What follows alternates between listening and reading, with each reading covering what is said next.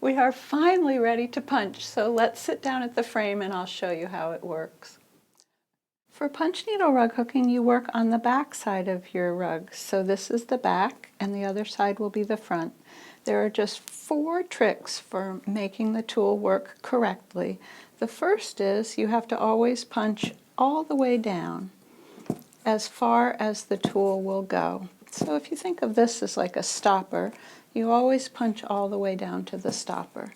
The second trick is don't lift your needle up too high, just drag it along. If you lift up even that much, that's too high. So barely lift up at all. The third trick is to always turn your needle when it's down in the monk's cloth, like that. And the fourth trick is to always face your needle in the direction that you want to go.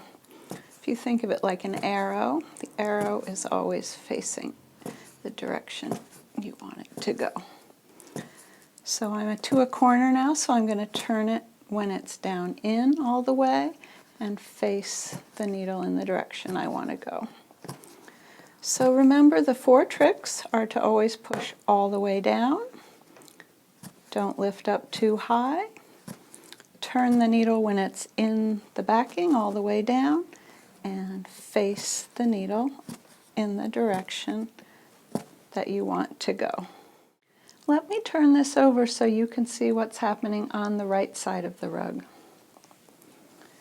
What the tool does is it pushes the yarn and folds it, pushes it and folds it, pushes it and folds it. So it's just making a running yarn loop stitch. It's important to always push the tool all the way in because it makes that the right length.